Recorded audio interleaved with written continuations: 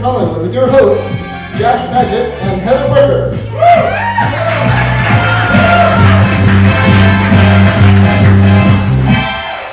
Hi, welcome back to Access Hollywood, where we'll tell you what's hot, hip, and happening. I'm Josh Paget. And I'm Heather Brooker. Let's get started, shall we?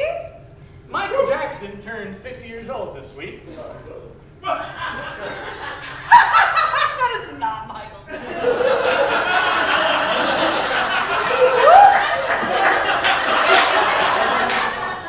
And now it's time for Access Hollywood with your hosts, Josh Paget and Heather Brooker.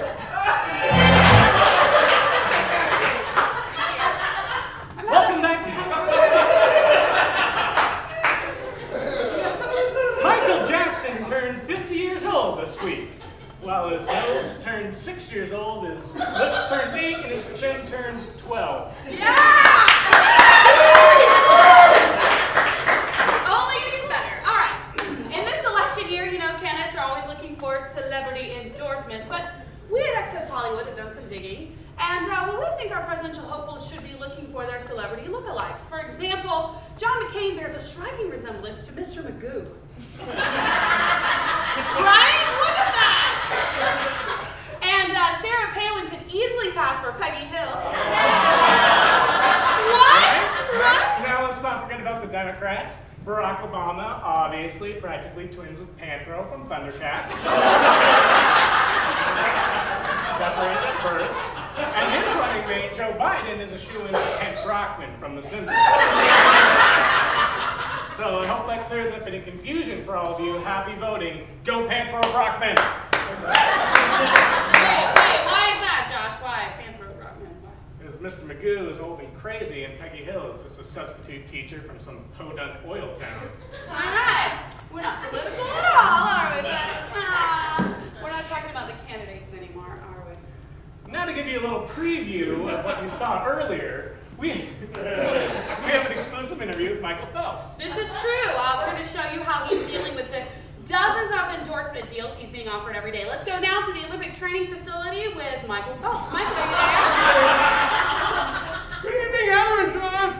Hi, Michael. Hi. I see you're already enjoying some of the benefits of being a spokesman. Oh yeah, Heather. The whole time I was training and competing, all I could think about was getting an endorsement deal with McDonald's. So the money must be rolling in right now, right? Money? I'm working for Big Macs. Papa's got to fill his calorie count. Michael, aren't you concerned that some of the products that you endorse may not really set a good example for future Olympians? What are you talking about? Well, Michael, I mean, McDonald's may not be something that someone may want to have in their diet if they want to be an Olympian, am I right? I love McDonald's. I won 8 gold medals. Not fair. But Michael, aren't you concerned about staying in shape for future competitions? I'm Michael effing Phelps. I'm the fastest man in the water. Well, we're just worried that you may be putting on a little bit too much weight. Really? Yeah, and you are trying to represent our country, so maybe you should stop. Yeah. So maybe just put the Big Mac down. Just put the Big Mac down. Back away from the big... Shut your mouth! I will kill you! And I'll get away with it. You know why? Because everybody loves gold medals, and I got 8, motherfucker. Okay, we're just saying, maybe you should cut back on McDonald's. Look, I got plenty of deals lined up. McDonald's sends a bad message. I'll just be a spokesperson for my number 2 endorsement pick. Roscoe's Chicken and Waffles. All right, thank you for that enlightening conversation. Michael Phelps, everybody! The real Michael Phelps. Madonna is being called a germaphobe after demanding that all the toilets and sinks at her latest concert venue had to be removed and scrubbed down and then reinstalled before she would perform there. It may seem a little bit extreme, but not when you consider the last person to perform there was Christina Aguilera. Dirty.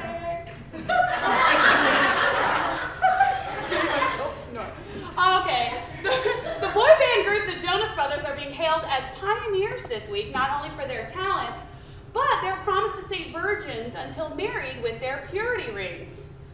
Now, is that really pioneering? I think it's called Hanson. Didn't they do that like 10 years ago?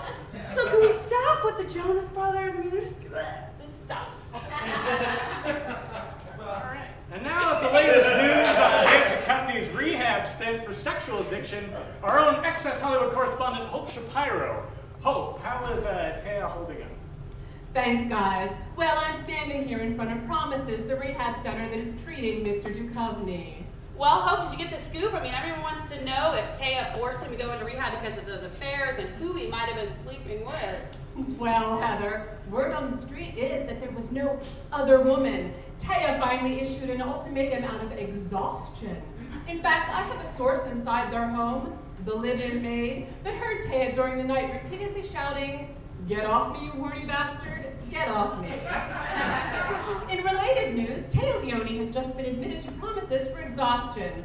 Look how excited she is to be in bed alone.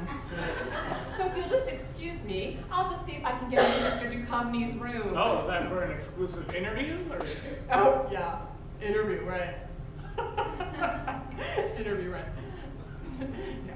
Anyway, this is Hope Shapiro reporting from Promises. Back to you, Heather and Josh. Alright. Hope Shapiro.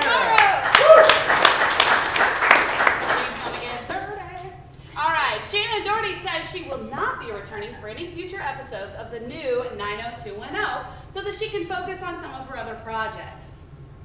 Really? Really, Brenda? You pushed Donna out of the show so that you could sleep around with everyone, talk with Kelly, have some mushy friendship stuff, pine away for Dylan a little bit, sleep around in the peach pit. You whore! Just stay away from 90210. You know what? Just stay away from anything with numbers in it, really, whore. This is my angry news. Wow. Wow. And finally tonight, Dan Aykroyd has agreed to reprise his role of Ray Stantz in Ghostbusters 3. Aykroyd said he agreed to do it because it is a rare opportunity for any actor to get to ruin two of his own cult classic hits.